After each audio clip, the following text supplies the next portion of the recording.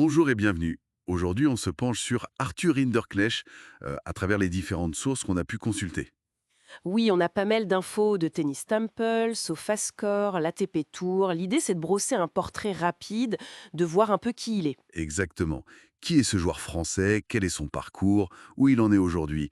Allez, on décortique ça.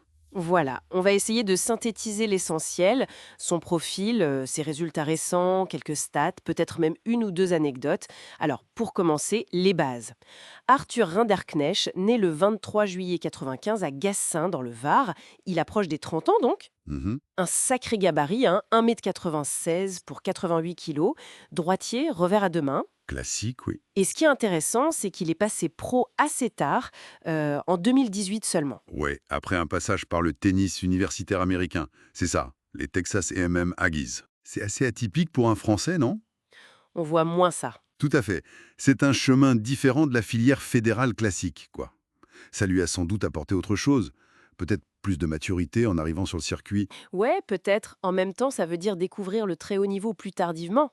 Sa mère était joueuse aussi, Virginie Paquet. Oui, l'environnement familial était là.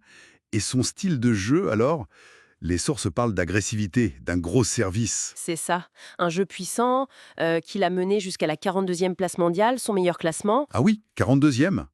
Actuellement, il est plutôt autour de la 75e place, d'après ce qu'on lit. Il a franchi le cap du top 100 en 2021. C'était une année importante pour lui. Oui, 2021, l'année où il fait aussi sa première finale ATP à Kitzbühel.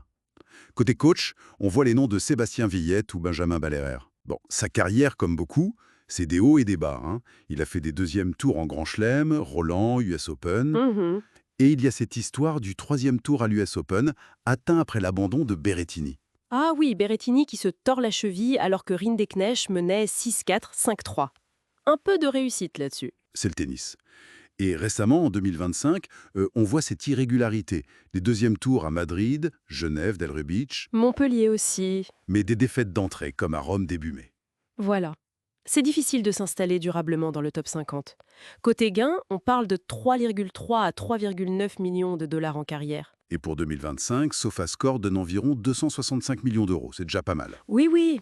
Et l'actualité brûlante, c'est Roland Garros. Là, aujourd'hui même, le 26 mai, Ah oui, le grand morceau. il affronte Jannik Sinner, le numéro 1 mondial, au premier tour. Bon, Le défi ultime, quoi. Mais, fait intéressant, Rinderknecht l'a déjà battu, Sinner.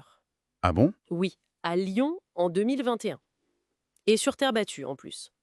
Ah, c'est intéressant ça. Même si Sinner n'était pas le numéro 1 d'aujourd'hui, Bien sûr, le contexte a changé, mais psychologiquement, c'est pas anodin. Lui-même dit qu'il y croit, qu'il veut surfer sur la vague de son mariage récent il s'est marié la semaine dernière. avec Hortense Baucher. Ah, félicitations. Oui, voilà, il compte aussi sur le public français, évidemment. Il a d'ailleurs eu des mots respectueux pour Sinner, soulignant son humilité. Et il a connu l'équipe de France de Coupe Davis aussi en 2021 et 2022.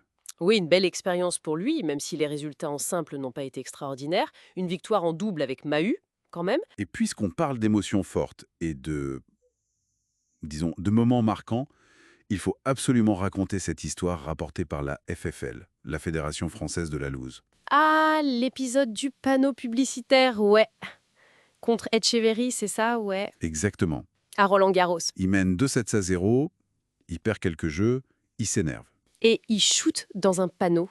Et il se blesse au pied. Au point de devoir abandonner, alors qu'il menait toujours. C'est incroyable. C'est fou, oui. Sa réaction après coup était assez directe, non? Oui, il aurait dit: je me sens très bien physiquement, mais j'ai juste déconné. Voilà, ça montre bien la pression, la dimension mentale, un coup de sang qui coûte cher. Clairement. Un aspect de sa personnalité, peut-être. On note aussi qu'il a un partenariat nutrition avec BN Nutrition depuis ses débuts. C'est un tout. Absolument, tout compte à ce niveau. Bon, voilà pour ce tour d'horizon rapide d'Arthur Rinderknecht. Un joueur puissant, parcours atypique via les US, capable du meilleur. Et de moments plus surprenants. Tout juste marié face au numéro 1 mondial aujourd'hui à Paris. Un sacré moment pour lui. Exactement. Et pour finir, peut-être une petite question à laisser en suspens. Mhm. En considérant justement ce parcours universitaire, cette maturité peut-être différente, mais aussi ses coups de sang, et puis les événements perso, comme son mariage, Oui. Mm. bah, comment tout ça, tout ce mélange d'expériences pourrait influencer, pas seulement son match d'aujourd'hui, mais aussi la suite, la trajectoire de sa carrière sur le circuit? C'est une excellente question. Comment ces facteurs extrasportifs pèsent sur la durée, sur la constance? C'est quelque chose à observer, en effet.